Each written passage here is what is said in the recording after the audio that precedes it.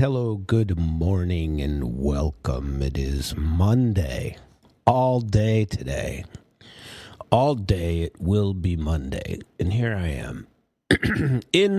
Coming to you live from the Lake Ozark Real Estate of the Art Studio. I am Samuel Trapp. This is International Flavor. It's pretty brisk out there, friends and neighbors. 3 farging degrees. 3. What's all that about? I went to Starbucks. Closed.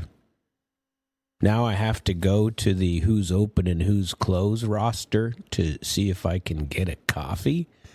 I had to come in and make coffee. Now, is that depressing or what? Anyway, it's pretty farging cold in misery, the state of misery. But not in the Lake Ozark Real Estate of the Art Studio. Here it is, warm enough. I'm not even wearing a coat. Merely my hat. I am wearing a hat because I don't like my ears to be cold. Lots of news. So, excuse me, brand new. So we have a Department of War, okay? We have a Department of War. That should tell you all you need to know about America. Department of War released a national defense strategy. Homeland is at the front line, right? This came from military.com. Military.com, and I think I don't know if they own the Air Force Times, Army Times, Navy Times. I don't know how that works, but I don't know. But let's share with you this little mini article before I get into my other stuff. Okay? Let us begin at the beginning, because we like to start at home. America first. This is the beginning. America first. Peace through strength. Common sense. These bolded words on the first page of Secretary Hegseth's memorandum set the tone. Now, remember, I'm reading this from military.com, so this is going to be extremely pro, right? This is going to be all about how wonderful this is. And I'm not against it. I haven't read it yet. I wanted to include it in there. I've seen a lot of commentary about it, but I still haven't read it. You can find it, the National Defense Strategy. Where is it? No.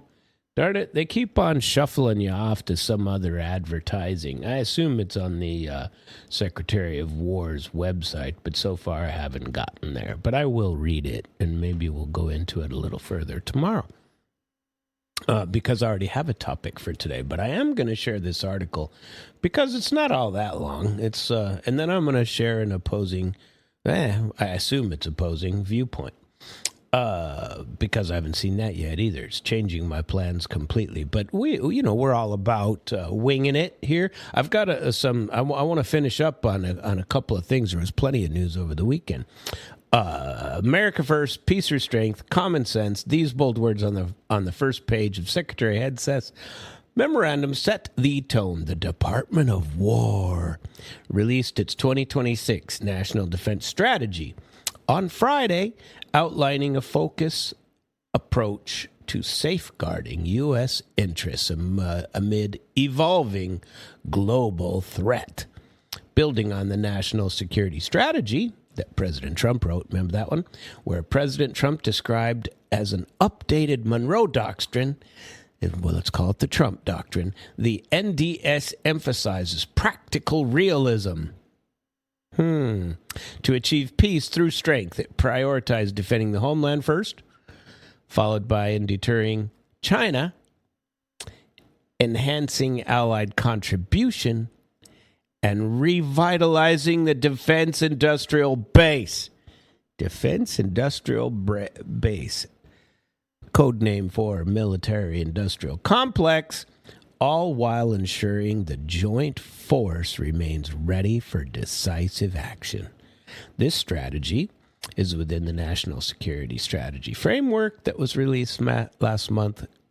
Calls for clear-eyed assessment of threat and resource, as detailed in our earlier coverage of the National Security Strategy. Remember this, military.com. The NSS shifts away from expensive intervention, really, toward concrete U.S. priority, and though it errs on the side of non-intervention, it does make clear that the U.S. will defend its interests as needed. The NDS translates that guidance into military terms, directing components to implement changes rapidly and comprehensively. Strategy is broken down first by the security environment, followed by strategic approach broken out into lines of effort. The document first surveys the key threats, starting with homeland and hemispheric challenges like border security, narco-terrorism, there's that word again, and access to key terrain, such as the Panama Canal and Greenland. We're taking over places. It also addresses major actors: China's rapid military buildup, Russia's persistent capability, Iran's weakened and resilient position post-midnight hammer, and North Korea's nuclear advancement. Line of effort number 1. Topping the list, Homeland Defense includes securing the border, countering narco-terrorism. Line 2, deter China in the Indo-Pacific through strength, not confrontation, to counter China's growth. The NDS calls for denial defenses along the first island chain, emphasizing engagement for stability while building capability to prevent dominance. It aligns with the Marine Corps' Force Design 2030, where the Marine Corps plays a key part in distributed operations. Line of effort 3, increase burden sharing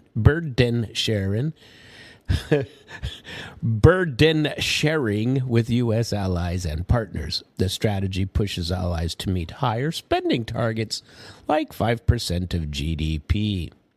Line of effort 4, supercharge U.S. defense industrial base. This involves expanding production, adopting innovation like AI, and clearing obstacles to meet demand. It supports allies through exports, ensuring scalability for munition and systems. This ties into the current American industrial revival while enhancing readiness. In conclusion, the 2026 NDS charts a path by enduring security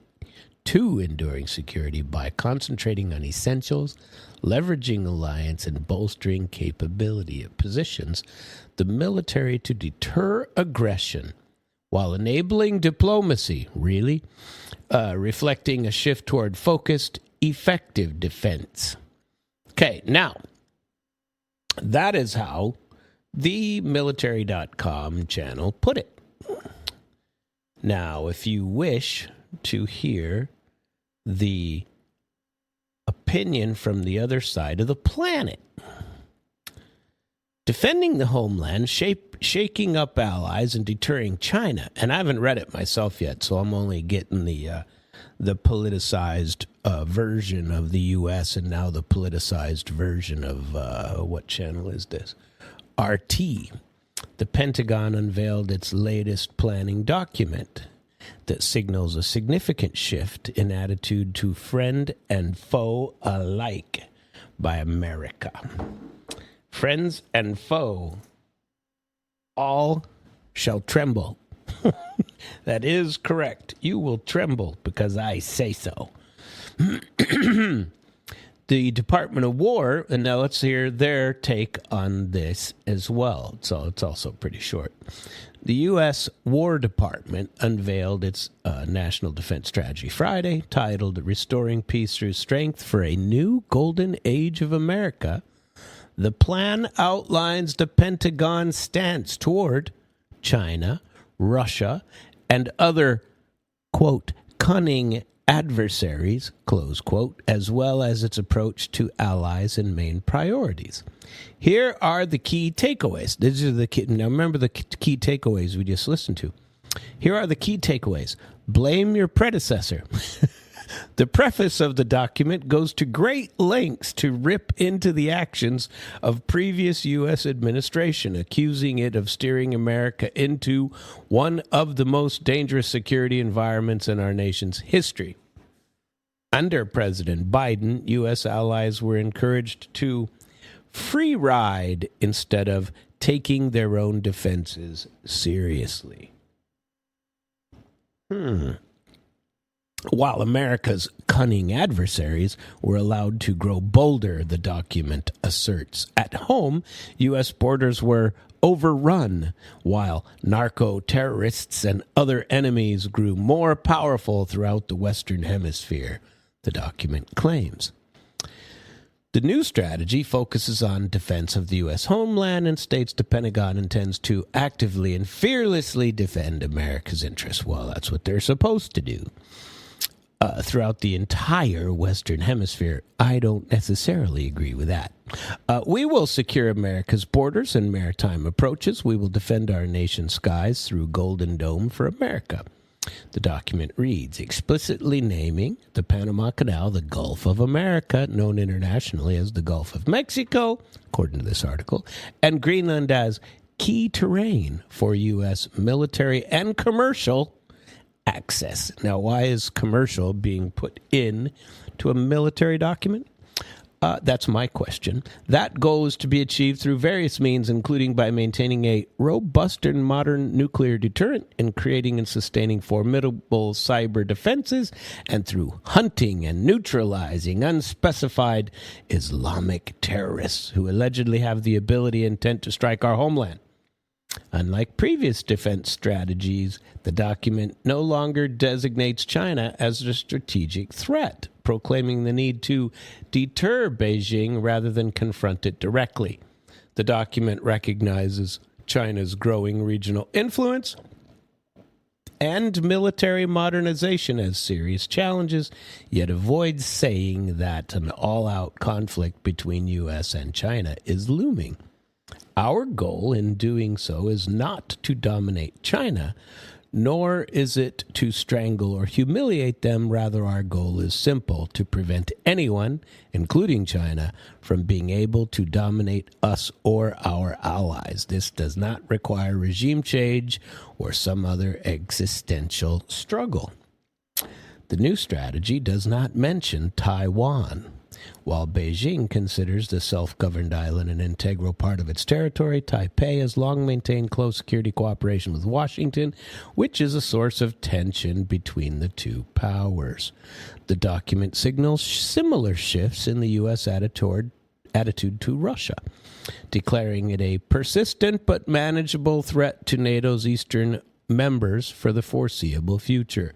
The new strategy recognizes that Russia possesses the world's largest nuclear arsenal, which it continues to modernize and diversify, while the Ukraine conflict has demonstrated that Moscow retains deep reservoirs of military and industrial power, despite demographic and economic issues. While the Pentagon is still prepared to defend against alleged Russian threat to the U.S. homeland, European NATO members must take the lead in dealing with regional security, including the Ukraine conflict, which is Europe's responsibility first and foremost. And then they talk a little bit about burden sharing, which I don't really care about.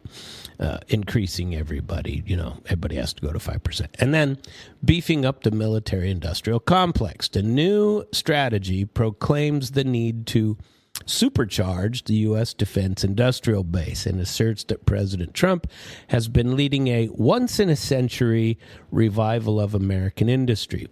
We must return to being the world's premier arsenal, one that can produce not only for ourselves but for our allies and partners at scale, rapidly, in the highest level of quality. To achieve this goal, the Pentagon plans to reinvest in local military production, get rid of outdated policies, adopt new technology like AI, and simultaneously leverage allied and partner production. So, for the first part of our show, those two contrasting views of Secretary Hegseth's new New Defense Strategy 2026. Good read. I do plan on finding it and reading it. You can find the 2026 National Defense Strategy in its entirety. Here it is. I have it. It is, maybe I'll leave it up here. It's unclassified. It's only, how many pages? I ain't going to share it all with you. That I'm not going to do. Son of a nutcracker. I will read it overnight. How about them apples? Okay? And we shall see what can be seen at that point. I think that could be rather entertaining to read to us. But it has 35 pages. 35 pages. And then, there's several table of contents. So by the time you get to actual content, you're on page 6 or 7. And so perhaps it won't be too bad. But I'll read it myself and get back with you tomorrow on that. I wanted to follow up with some Davos from last week because by Thursday, which for me, early in the morning, Thursday would be late in the evening Thursday over there, but there had not yet been any speech by the old Z-Monster. Z-Monster, in fact, they were saying he wasn't even going to show up and that he was dealing with issues in Kiev, which has no power at present.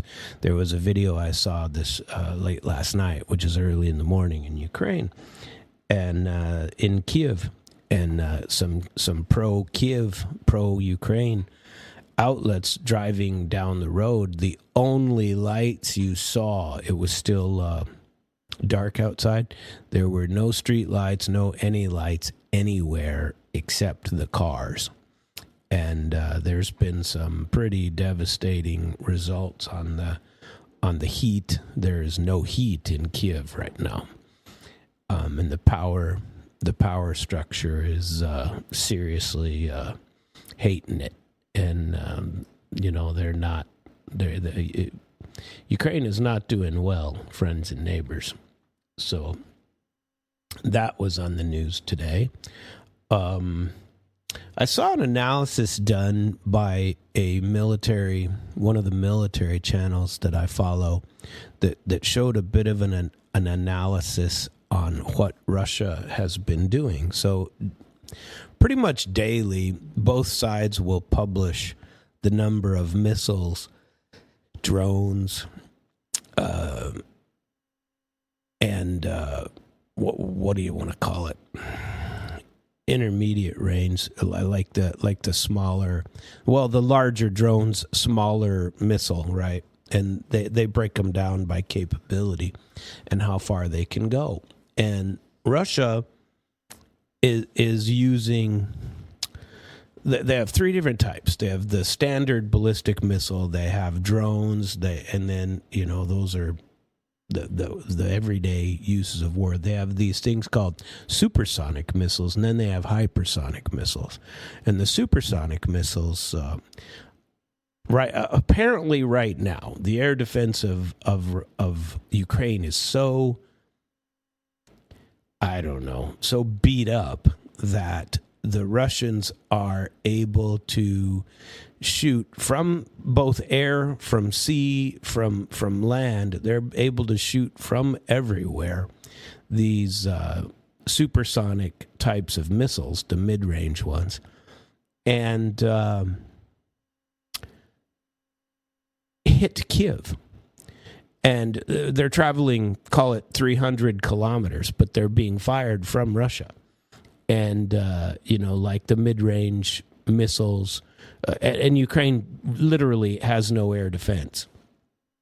Their air defense is gone. They can't take out, their F-16s are basically gone. We've been talking about that for a while. If they have them, they're on the western side and they can't get there fast enough, and they're not stopping any of the air defense. They're not being used well as air defense right now. And so over the weekend, I watched an analysis of this that says that the Russians are just advancing it at will, especially with the ability to fly. And they're saying, and this is the key takeaway, is that pretty soon Russia will be able to fly in the airspace. Like right now, they're only flying on the side of their own border in Russia. They're flying on their own borders, or along their own borders, within the 50 to 100 kilometers of their border, northern.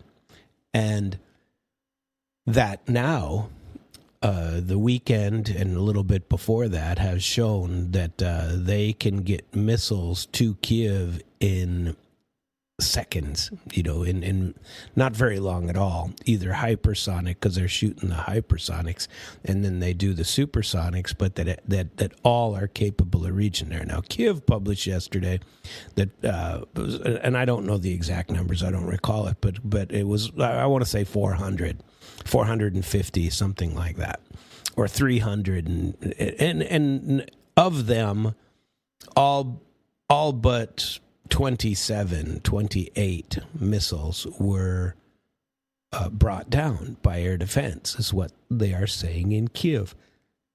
Well, I've talked to you before about how they blanket the air defense, like they'll send in all these decoy drones to mess it up and to have the systems be busied with, and then they'll hit with the big ticket item, like a hypersonic missile or something that could be stopped. And so the analysis now says that if they can get into the first 50 to 100 kilometers inside of Kiev, which is where they're headed, then it will be, ultimately they'll be able to cut down even half the time.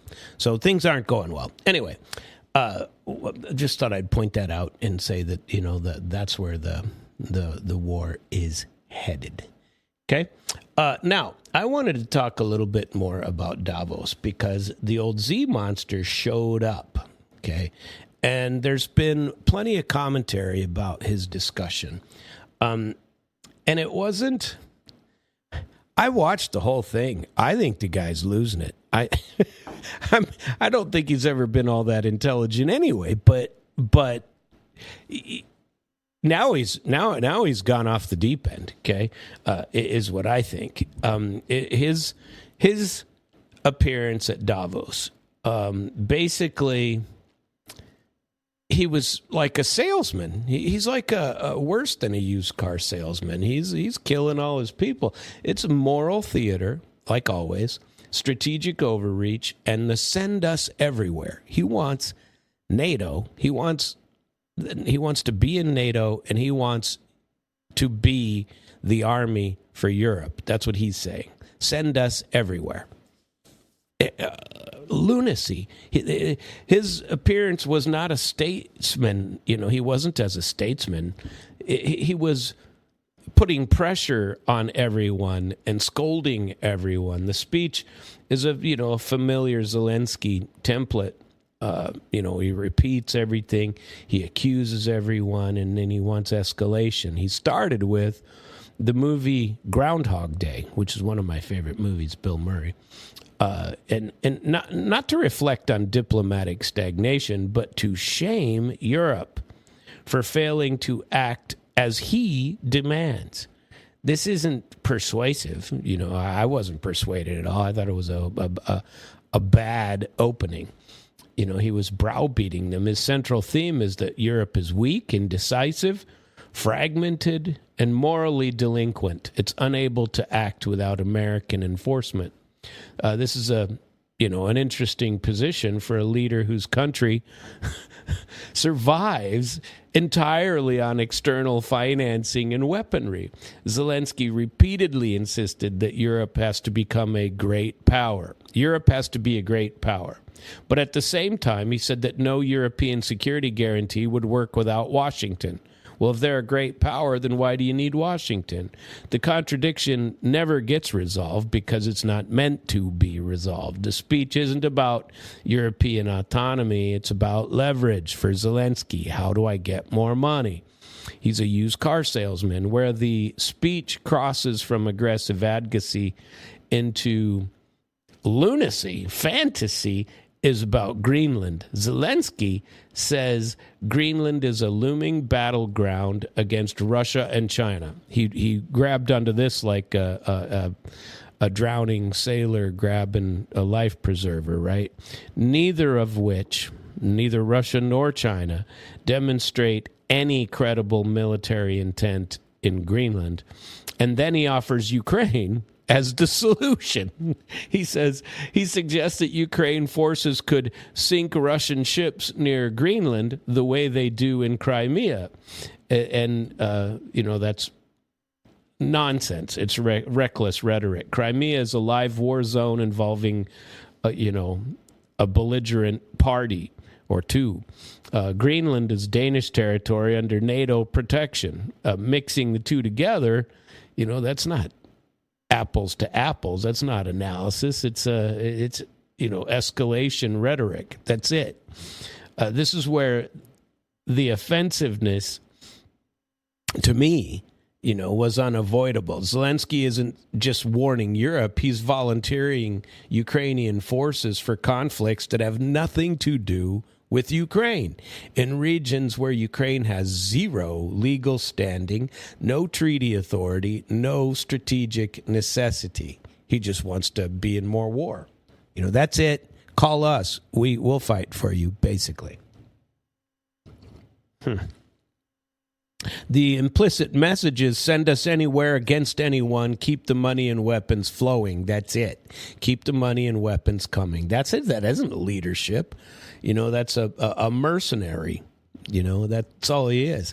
His attacks on Europe are relentless. I mean, Europe waits. Europe hopes America cools down. Europe avoids justice. Europe is a kaleidoscope rather than a power. Yet in the same sentence, he demands European seizure of Russian oil tankers, destruction of Russian factories, tighter sanctions, confrontation. He suggested confrontation with Iran and Belarus. These are not policy suggestions. They're calls for Europe to assume the risk while Ukraine retains the megaphone, that gets to blast everybody. He's also pretty fixed on frozen Russian assets. And, for him, like many in the West, law is an instrument to be activated upon his personal demand. When legal process is slow, he calls it cowardice. When political constraints, interfere with his goals, he calls it betrayal. This isn't how international law is supposed to work. European leaders do know some of this, which is precisely why the applause, is very loud for Zelensky, because they know he's just up there. He's a performer. He's a wind-up toy. That's it. But the most revealing part is his admission, almost an accidental admission, that everything is still dependent on President Trump. NATO exists, he says, because of belief in American action. European leaders maneuver around Trump because they know he makes the decisions. This undercuts the entire moral architecture that Zelensky was trying to create in his own argument. So if power, not principle, is decisive, then the lecture is pretty much, what he was saying is pretty, morality and becoming a great power. All those are pretty much useless commentary. From a Russian analytical perspective, first, Zelensky doesn't see the war termination as a negotiated outcome, but as an expandable mission. He wants to keep on going. Second, Ukraine is increasingly positioned not as a sovereign state seeking peace, but as the forward deployed instrument, the forward deployed force for Western confrontation. He pretty much is saying it. Let us be your army. is what he's saying. Third, the Greenland remarks validate, any other, the long-standing claims that security threats are manufactured. They're created. Send us to Greenland. Yeah, if there was ever a dispute, perhaps we could have their discussion. It's also worth noting what he didn't say. There's no serious discussion about compromise, neutrality, security architecture, no acknowledgement that Russia even has a point of view. The escalation carries costs for Europe itself, not a word. No recognition that sanctions as a Western enforcement measure are a failure, because the Russians and everybody else are working around them, and it's getting worse. Everything is moralized. Nothing is to blame. He's not to blame. He isn't even a part of it. In tone and substance, this was the most overreaching Davos speech. He was there last year, too. It assumed the West's unlimited patience, unlimited European risk tolerance, unlimited Ukrainian moral credit. None of those exist anymore. If last week's Davos theme, especially what we've covered first with Carney in the beginning of the week, remember that? Well, Wednesday, sorry, I guess that's not the beginning of the week, hump day, was that the rules-based order was a sign in the window that people pretended to believe in. Zelensky's speech treated that sign like, a neon sign, turning it on. Yeah. The clean part is this. Zelensky didn't come to Davos to discuss peace or even discuss security. He came to broaden the enemies list, remind Europe that he expects, like Trump does, obedience, not deliberation. I don't know. I think he got spanked by a couple of people that we're talking about later. Friedrich Merz, so he's the chancellor, German chancellor. Do you remember last week we talked about Carney, Canada, and Carney got beat up here in the West a little bit for that because of what he was saying. That, the sign in the window metaphor and all that stuff that he was talking about. It was actually a pretty revealing speech. Well, Merz, we talked about last week, we talked about Macron. We threw in some Ursula von der Leyen for the EU. We talked about Stubb from Finland and Trump, of course, that we put in there. And then Le Feng from China. He was the vice premier or vice chairman. He we analyzed all four of those. So what I wanted to do was, now that the German guy spoke later in the week, he opens with a concession that would have been, I don't know, a bit radical, but it was like a honestly managerial. And unlike Zelensky's sermon, Merz was talking like a custodian of a system he knows is failing, but still believes he can stabilize it through a scale, through spending and increased coordination, more reliance on bureaucracy. He didn't ignore it like Ursula von der Leyen did. She just, oh yeah, things are great. She was a cheerleader, and Merz wasn't. He started, said that the U.S.-led global order is unraveling, and great power politics have returned.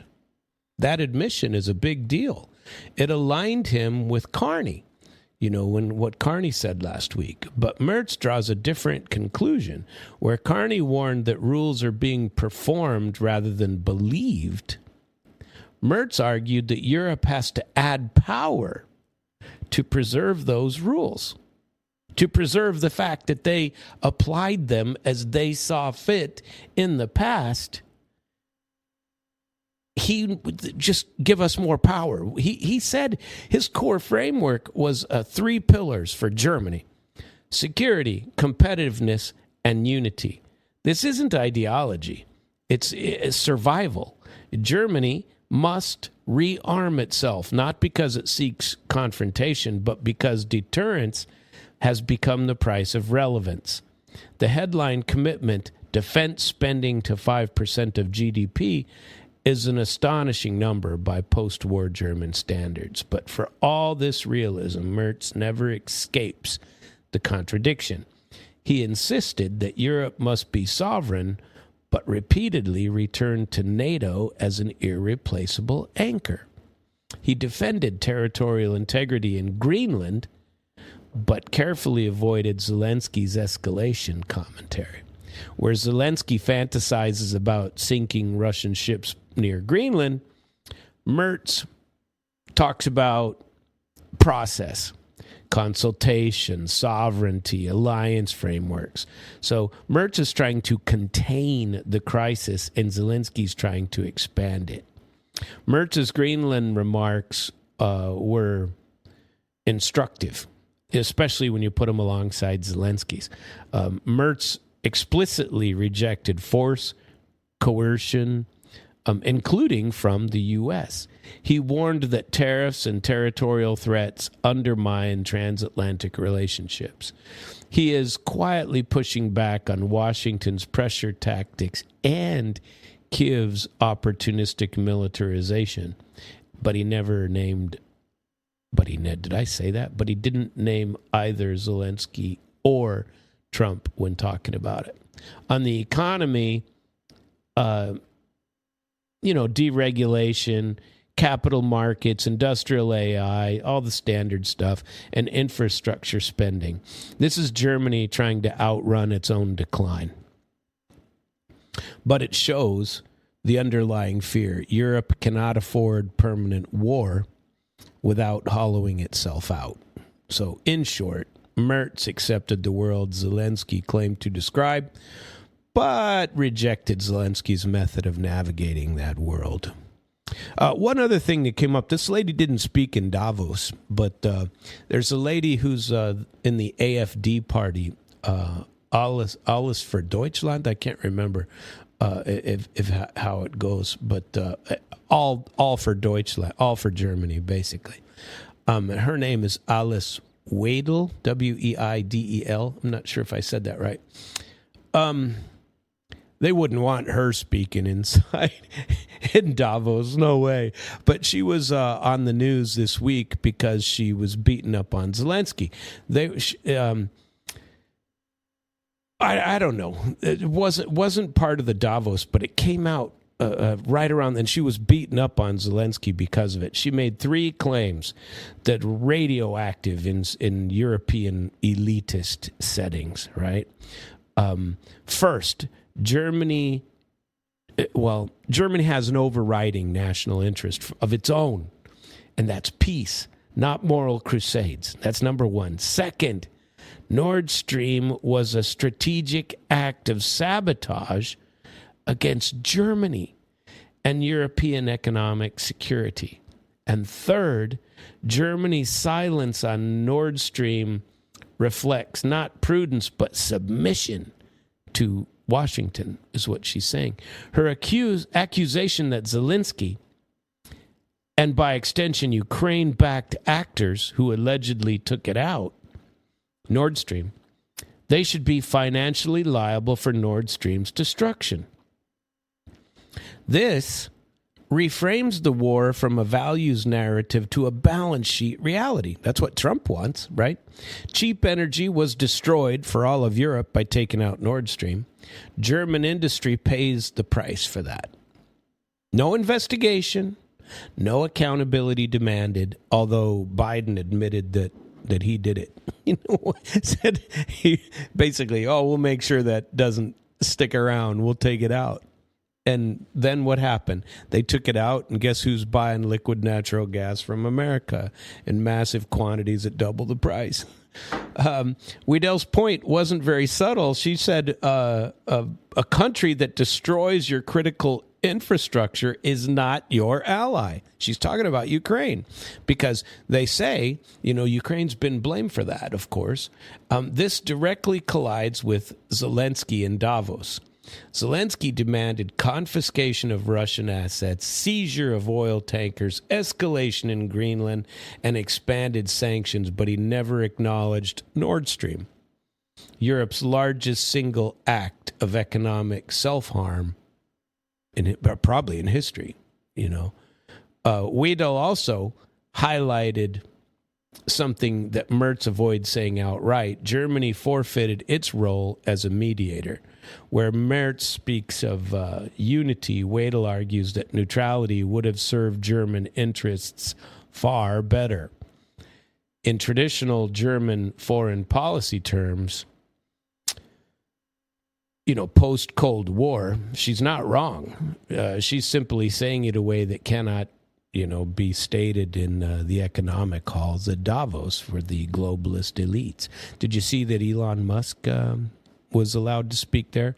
He had a half an hour. I thought about adding him in this morning, but I didn't have time to listen to it all. So maybe I'll get to him tomorrow. I'm not positive. But Zelensky, didn't look much like a wartime leader. He looked more like, a bottle of accelerant.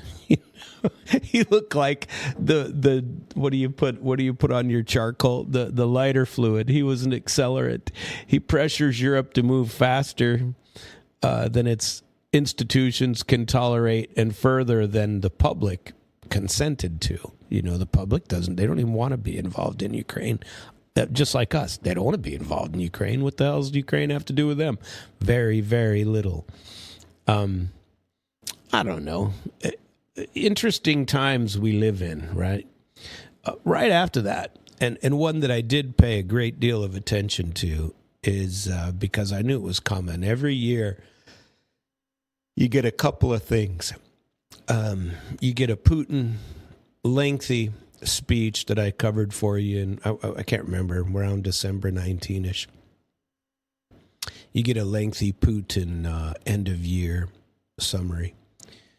You get a New Year's shorter summary from Putin. And then Lavrov, who's been, I think he's in his 26th year as foreign secretary, he gives an annual address. And that happened to be a couple of days ago. I think it was Friday. And I did watch. It's 3 hours long. And but most of that was questions at the end. I watched about the first hour and 40 minutes, hour and a half. I ran out of time. So I didn't get through all of the questions. But what I did get through was pretty stark. Remember last week when we talked about He Lefeng, and He Lefeng was just analytical, and he wasn't. He didn't talk. I don't know what, right, wrong, democracy. This he spoke real events, where we are, what infrastructure, what is this, and they were very, very straight. The truth, basically. And so I was interested in what commentary Lavrov would have and what he would say. And basically, so there were two parts. The first is his presentation, which went on for, a good long time. I don't remember exactly how long. I didn't time it. But then there was a question and answer period. And I listened to about half of that.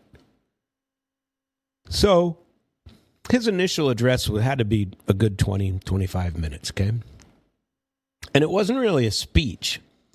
It's more like an accounting, an assessment, what do they call those, annual report, for a corporation. He's giving an annual report.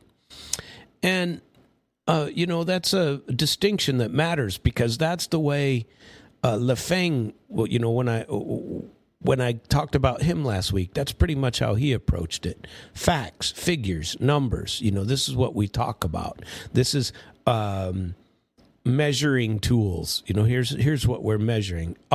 everything else, you hear rhetoric. Ursula von der Leyen, like I said, is just a cheerleader. She's rah for Europe. More money. Yay! Look at us. We're making deals. That's it. But no specifics. I mean, very short on content, but plenty of rhetoric. Right.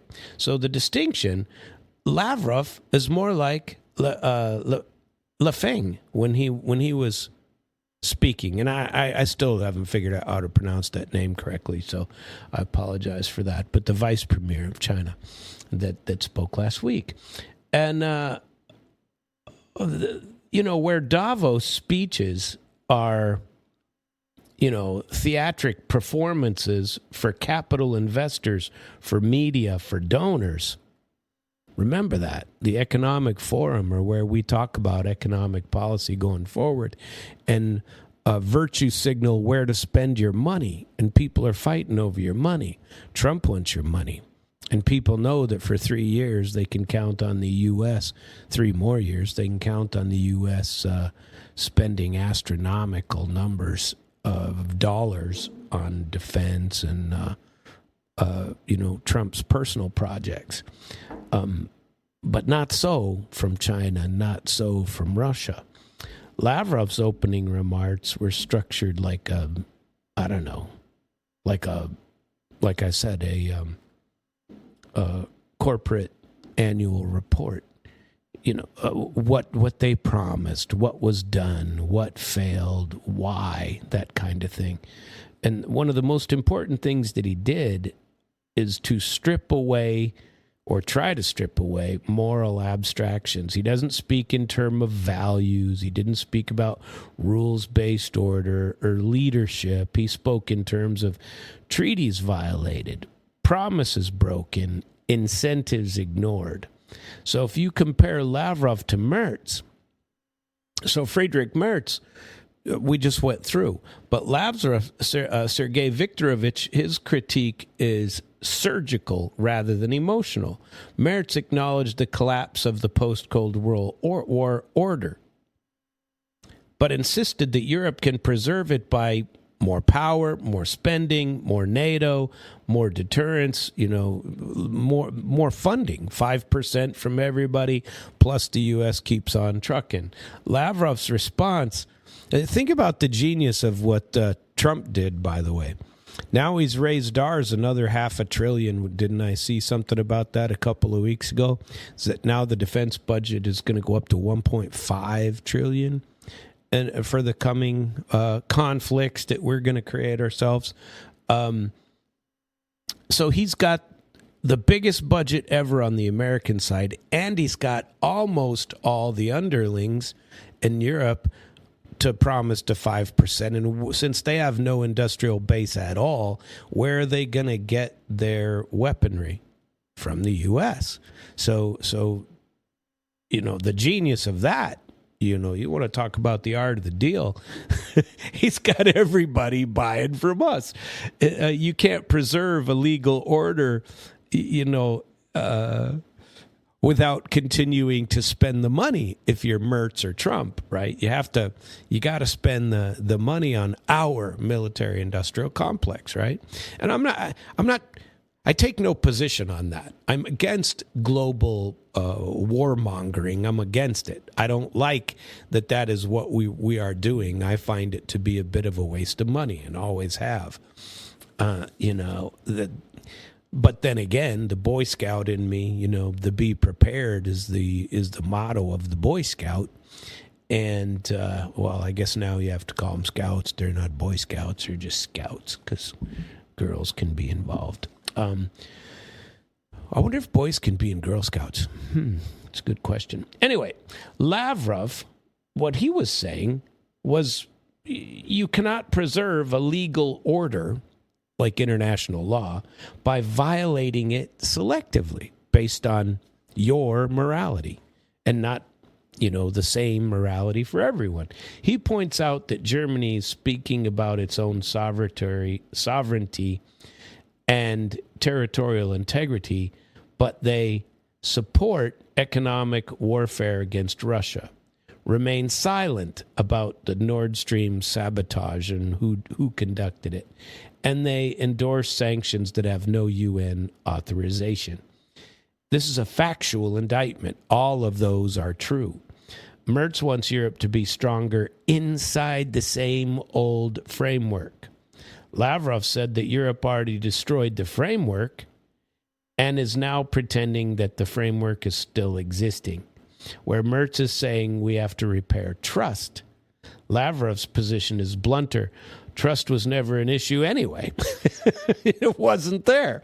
And he points to things like Minsk I and Minsk II and how they were used to fool people, to gain time, to arm Ukraine. And if you look at it, if you compare Lavrov, what Lavrov said to what Carney said, right? This is the interesting part, and I like doing this. I like doing a whole story like a lawyer would, okay? And you're listening to the whole story because everybody should be talking about the same basics, right? And everybody should be pretty positive, but they're not. Carney got beat up by Trump and company over the weekend too. He got beat up upon. And for his commentary that the old, the sign in the window that I told you about last week, we played his whole speech. And if you haven't seen that yet, you should probably go listen to it. It was truthful. And because it was truthful, here in America, we had to beat up on him because he pretty much said, hell, we never did follow the rules, and we kind of... now we're wondering why people are bailing. And by the way, Canada's going to bail too. We're leaving. So Mark Carney told Davos that the rules-based order was always theatrical. A sign in the window. Lavrov went one step further. He said the sign was removed years ago. And Western governments are now angry that other people notice first and have been creating their own structures. Carney is talking about reform, trying to save legitimacy somehow because they've lost it. Lavrov watched legitimacy, alleged, be weaponized, where Carney calls for recognizing the value of power. Lavrov says Russia already did recognize that power was coming, and they got sanctioned for it. The difference, it depends upon who allows you to say those kind of things without punishment. And we wonder, Trump punished everybody in his speech. We went over that last Thursday. He punished them all and just said, this is the way it is. Have a nice day. And he left. That was it. It's done. Lavrov talked a little bit about Trump. He talked about Donald Trump different than most European leaders. He didn't moralize him. He analyzed him. And he didn't talk about good, bad, and different. He recognized Trump, like the rest of us do, as transactional, not ideological. He said that during Trump's previous term, channels always remained open. There were no new wars with Russia. Rhetoric was often volatile, but, the actions were minimal. And this sharply contrasts with European leadership, which Lavrov, rhetorically, he says they claim to be moral, but then they're reckless operationally. Trump might be unpredictable, but legible.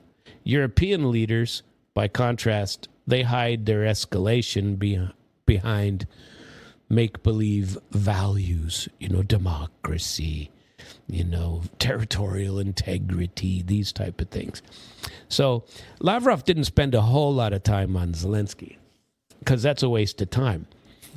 From Moscow's perspective, for sure. Mine too, but definitely from Moscow. Zelensky isn't the decision maker, so why in the hell should we worry about him? Lavrov frames Ukraine as an instrument of the West, not as an independent strategic actor acting on its own. It's not an assessment. It is an assessment, not an insult. And, he didn't mean it in any way bad. It's just being obvious. Lavrov's emphasis is always on Washington, Brussels, and NATO. Zelensky only appears because he is proof of what decisions the West has already made. So, but if you compare him to Lefeng, they both are saying similar things. Multipolarity is a fact. It's not an aspiration. Economic cooperation can exist without ideological concern. You don't have to, everybody has to be, waving rainbow flags. You don't have to be conditioned to accept that just so you can be allowed into our market.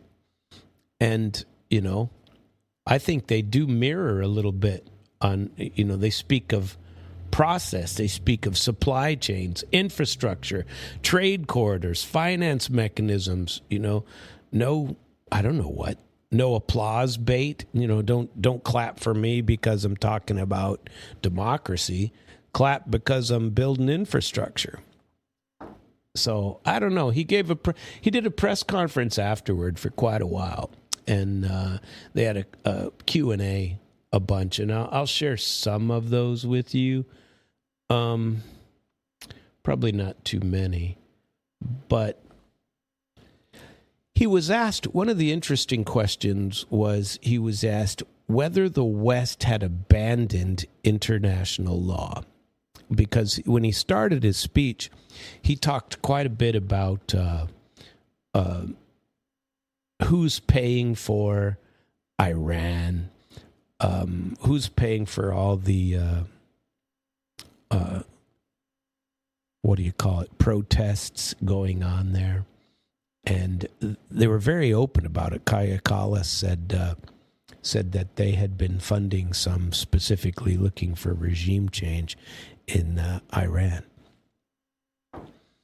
I think those are dangerous things to be saying. I don't like regime change anyway. Never have. That's not our job. That's not it. And perhaps I'm, too accepting of other people. I don't know what. Maybe more of a realist. The rest of the world is not America. And so therefore, part of the cultural things and the way of culture, you can't Americanize everything. And I don't know. But Lavrov started out, it was kind of interesting because he was slow starting out. He said that the first 20 days of 2026 beat 2025 for shock value. That's a pretty big statement. He said, and he said it on purpose, it tells the room that the pace of destabilization is accelerating, and you can't treat last year's events as a closed chapter. He then talked about the early year events already as evidence of the coercive practices continuing, not fading. And importantly, he set these as examples of the same phenomena. Regime change, might makes right behavior, that's all normal. This is, according to him, this is what Lavrov said. Regime change is a normal, this is how the West deals with everything. They get in and regime change. I said it in about Iran. They talked about it with Venezuela. Regime change is the organizing concept. His most consistent thought process is that the West is their default setting is interference. And he mentioned them all. Cuba, Venezuela, Iran, Ukraine, variations of the same playbook. He says European officials talking about supporting unrest in Iran, Kaya Kallas, interpreted this as admission of regime change intent. He said this is not promotion of democracy, it's the mechanical use of internal pressure, fomenting riots and stuff like that, as a tool of foreign policy. This is the heart of why, he analyzes it in this way. It's like, well, here we go again. There you go again. You're doing it again. And Mertz was the tell. he said that Merz, he mentioned him by name, and then he says something pretty deliberate. He said that Merz's rhetoric was historically loaded and strategically reckless because Germany wants to be the most powerful military force in Europe once again. And he said that's an alarm bell, not just a policy disagreement. So this is the only time where he was, well, I don't even know if I'd say it, not directly against Merz, but Merz did admit the old world order is collapsing.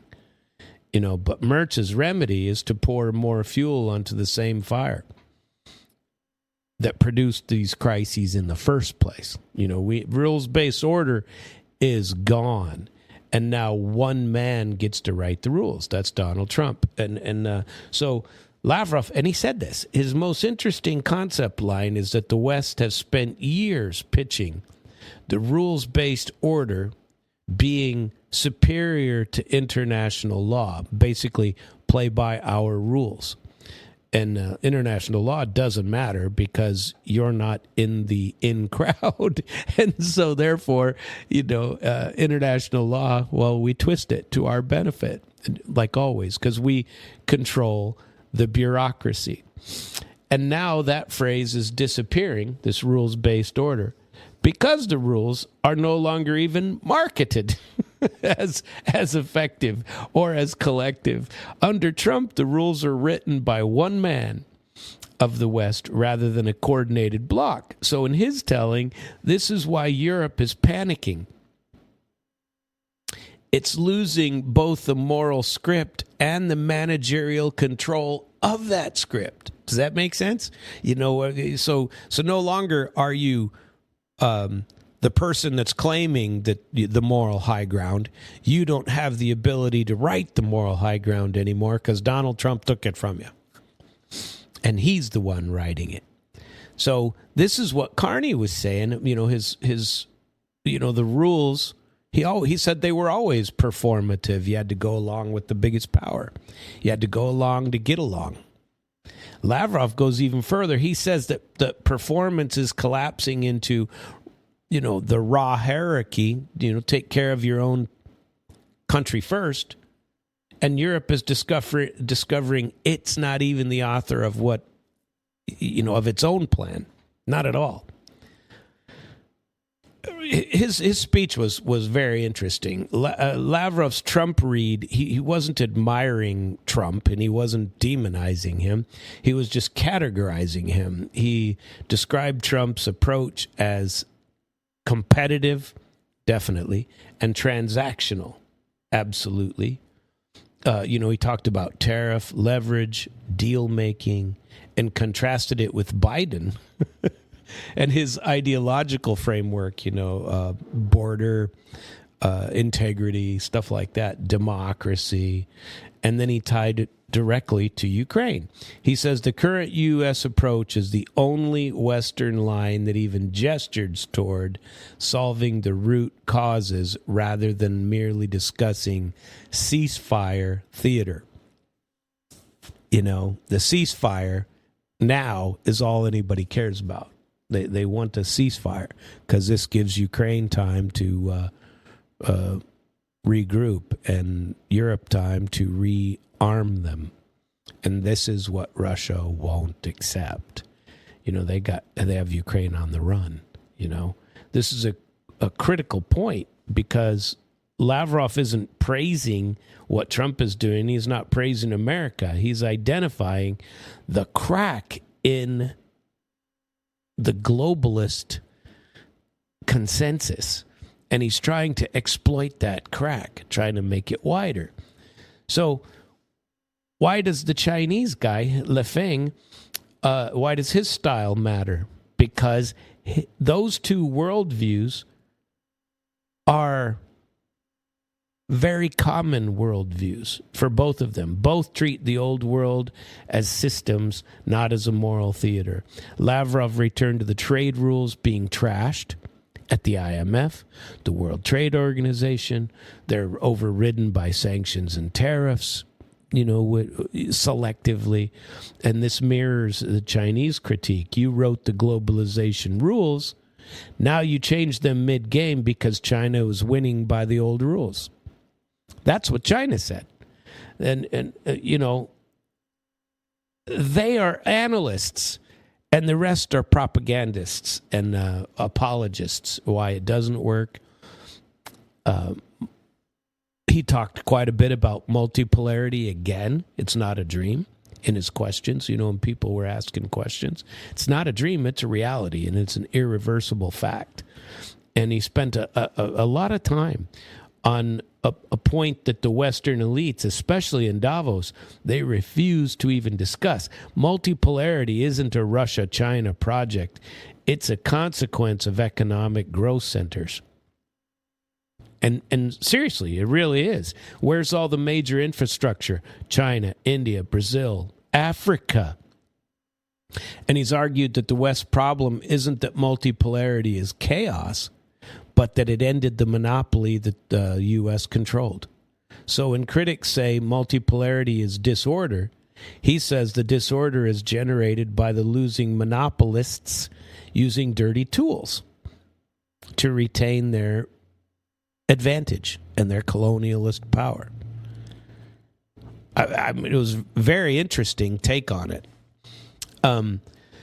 He talked about the Office of Security and Cooperation in Europe, OSCE. He says that it is pretty much on life support. There's a word they use called reanimatia, is resuscitation or life support. It's when you're in reanimation, you're on life support. So he was saying that his direct quote was that OSCE is on life support. It's barely functioning. But Russia is still involved in it, if only to support the minority of states of Europe that are still acting rationally, like he's been asking, or they've all been asking from the Russian side since the start of the war and before, 2014 and before. Lavrov, when he was talking about Ukraine, he wanted to, again, root cause analysis. How are we going to talk about it? He said, if we can get rid of the causes that created the crisis, everything would be fine. The militarization of Ukraine, the strategic threat on Russia's border, and now we know what the threat would do. Persecution of Russian language, cultural, and the Orthodox Church. You can disagree with all these things if you'd like, but this is how the assessment has been going. He talked quite a bit about Iran and the Middle East, sovereignty, nuclear rights, Palestinian statehood. He warned about the destabilization attempts against Iran and said this has to be handled on the basis of Iran's right to peaceful nuclear energy. He linked Middle Eastern stability to implementation of UN decisions on Palestine, and that Trump's peace council, that idea, doesn't remove that requirement.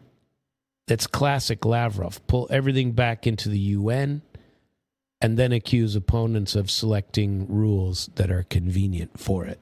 And he always does that. Well, because it's such an easy target, they never follow the rules. Rules-based order? Well, yeah, but there are rules for you and then different rules for me. It was a very interesting speech. Now, a lot of times he goes too far, and we have gone through quite a bit that it still appears that the Greenland. Lavrov said that Greenland is an example of Western unity, allegedly, that is just cracking in public. He says the Greenland debate is so intense that it raises questions about NATO's cohesion. If Western countries want to negotiate by an understanding that, that's their choice. And Greenland becomes the symbol.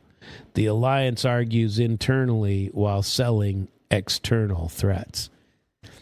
And I found that very interesting. They want to create the understanding that Russia and China somehow want Greenland, and then sell that as the external threat for America to take over Greenland. He says it's weak. Anyway, very interesting events over the weekend. That I paid quite a bit of attention to. Zakharova spoke for quite a while. She gives a 3-hour press conference pretty much every week. She's more brutal. So she's the press secretary for Lavrov. And so she gives a briefing, tells where he's going to go, what he's going to do, all these other things, gives his update for the week. And she's much more brutal than Lavrov is. Lavrov's a diplomat. He doesn't go that far. But Zakharova will. She's pretty colorful, and I find her interesting to watch, for sure. And funny, in fact, to where they... Maria Zakharova, she's just caustic. She's pointed. Lavrov is like a prosecutor. He's methodical. He's layered, historical, legally framed. Zakharova, she's more exposure and enforcement. So where Lavrov might build a case, she reads the charges out loud and names the victims. Her the civilian deaths that she talks about every day. She talks about she gives a list of civilian deaths. And it this talk about values and security architecture and rules. She, Davos talks in hypotheticals, and Zakharova talks in names, places, dates, body count. And so secondly, she gets into. She tore into Zelensky in Ukraine. Her framing of the stage performer Zelensky in Davos, he offering, for example, Ukrainian forces to defend Greenland against China and Russia. She says Ukraine has no agency, and she said it's a disposable instrument. And her she uses a phrase all the time. She talks about it. They are nothing but расходные материалы, expendable material, or расходный материал. Either way, expendable material. That's it. They're just expendable. And her focus on forced mobilization, deserters being punished and thrown in prison. They call them meat assaults. Meat assaults. Ugh. Directly negate Zelensky's heroic, narratives, right? She's pretty brutal on them. She talked about Germany and the Nord Stream, and she didn't dwell on it and the sabotage. Her segment about Germany was more damning than anything anybody said at Davos. Her attack isn't economic, it's moral. She accuses Berlin of selective memory and, selective compensation of the Jewish bloc survivors, but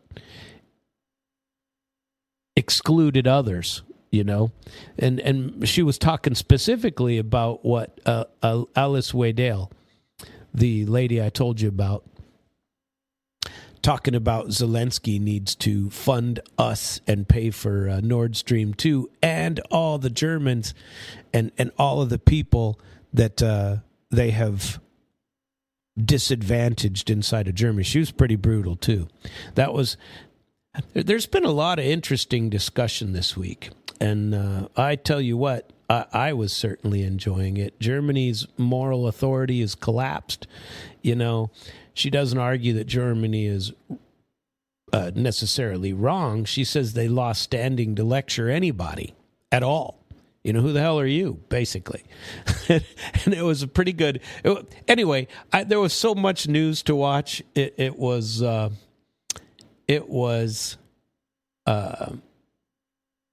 just a bunch of stellar content this week. Has anybody else seen this stuff? This came out on 25th of January. So this is a very, very recent article. Came out yesterday, Sunday. And apparently, Trump has claimed that the U.S. military used a secret weapon to abduct Maduro. That American troops deployed the discombobulator against Venezuelan missile systems. I heard this too, and I didn't know what to make of it. But what he said was that the American military used a new secret weapon to disable Venezuelan air defense systems during the raid on Caracas that resulted in the capture of Nicolas Maduro and his wife. So this occurred on January 3rd. You know, they abducted. We were all there. The Pentagon said that more than 150 planes and helicopters took part in the operation. In an interview with the New York Post published Saturday, Trump said the mysterious weapon made enemy equipment not work. The discombobulator, I'm not allowed to talk about it, Trump said. They never got their rockets off. They had Russian and Chinese rockets, and they never got one of them off. We came in, they pressed buttons, and nothing worked, he said. 7 U.S. service members were reportedly injured in the raid, one helicopter damaged but operational.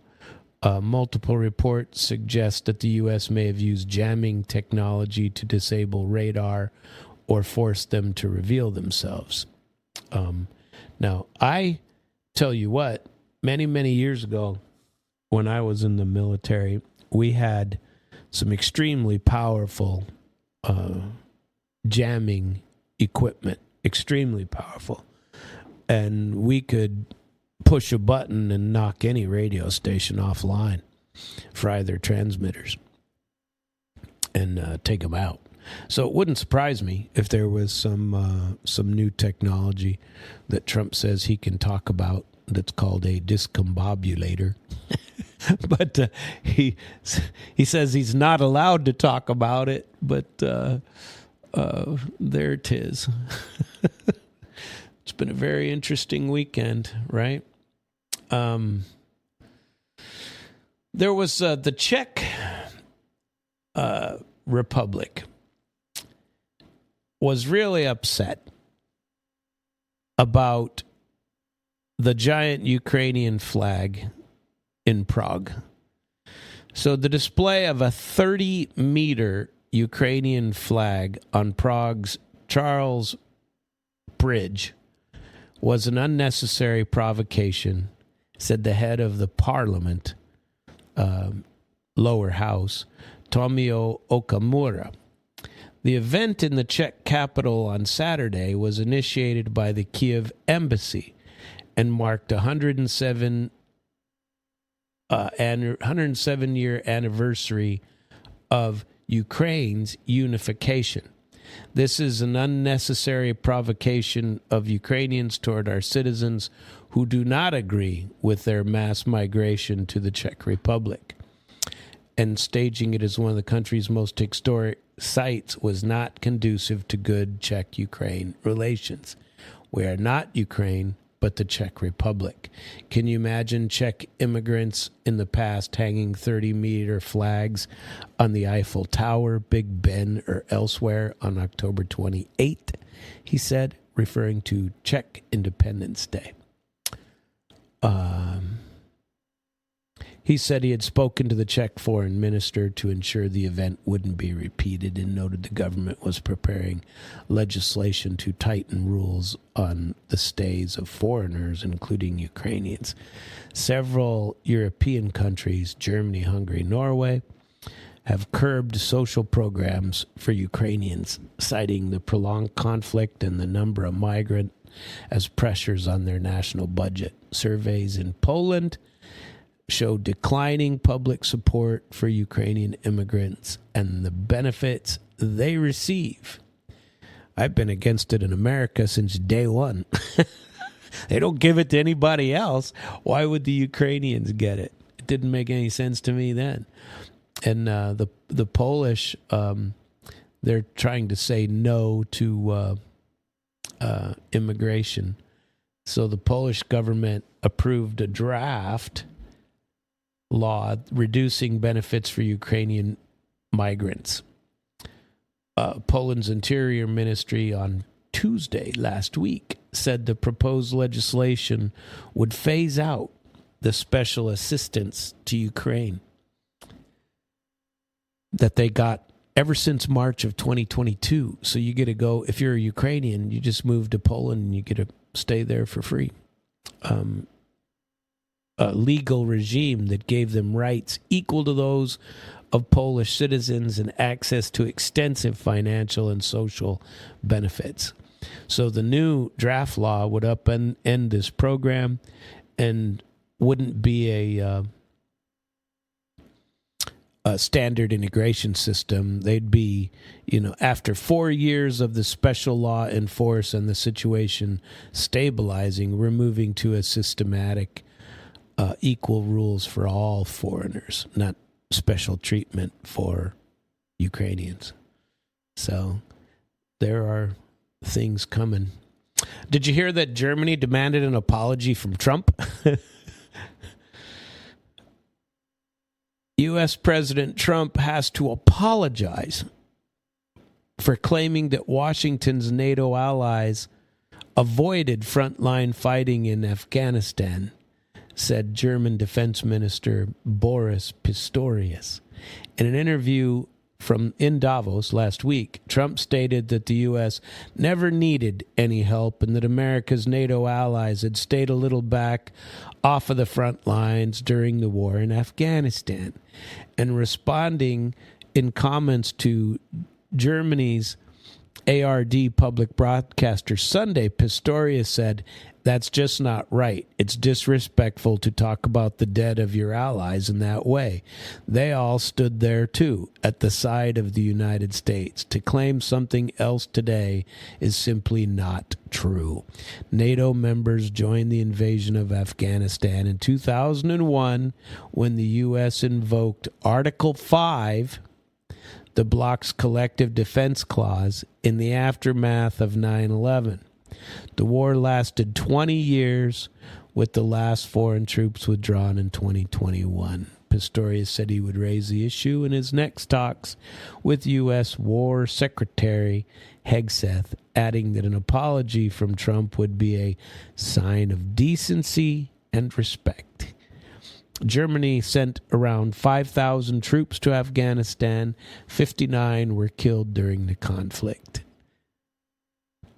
The German defense minister's comments echoed criticism from other European leaders, including Keir Starmer, who accused Trump of downplaying the contribution of British troops and described the U.S. president's words as, frankly, appalling.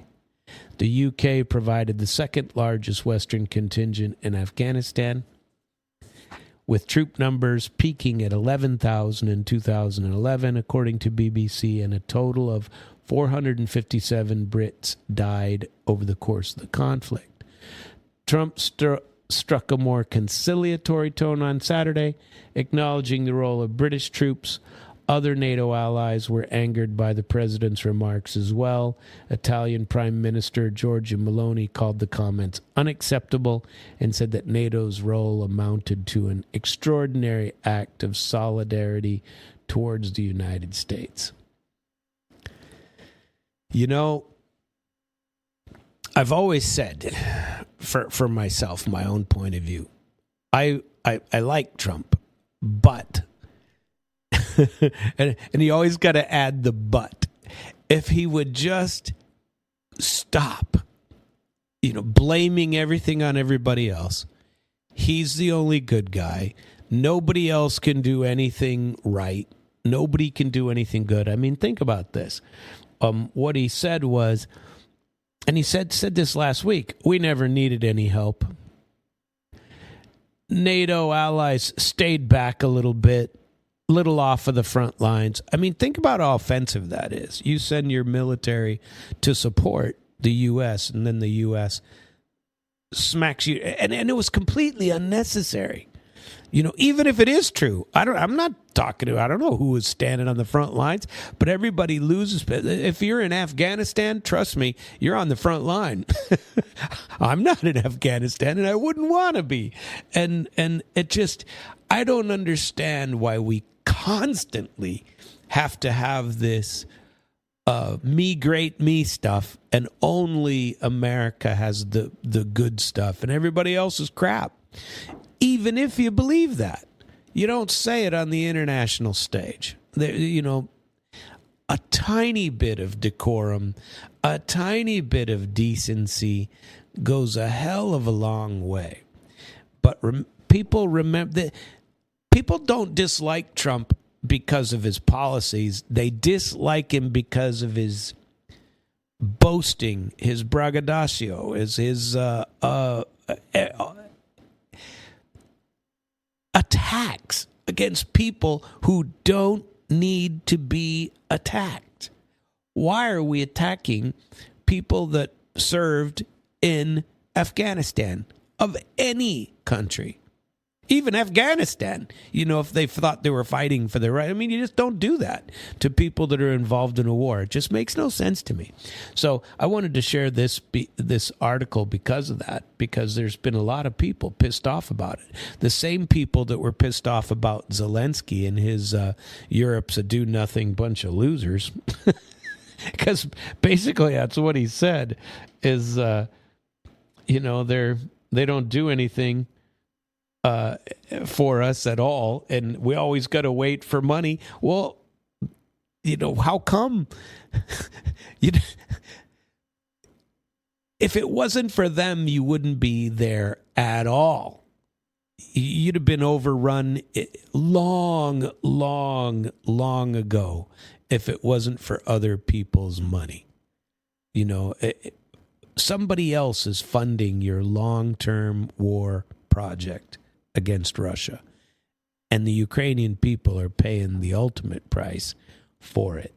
So it makes not a whole lot of sense to condemn those that are sending you the money to make even the minimal amount of resistance, the massive amount of lives, but the minimal resistance that you're able to put up here.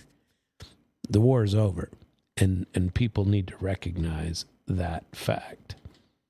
So, at any rate, that's the show for today. My name is Samuel Trapp. This is International Flavor, and I encourage you to listen daily. I'm here from 7:30 to 9 every morning, Monday through Thursday, in Lake Ozark, Missouri. I appreciate you being here, and I hope you have just a fantastic week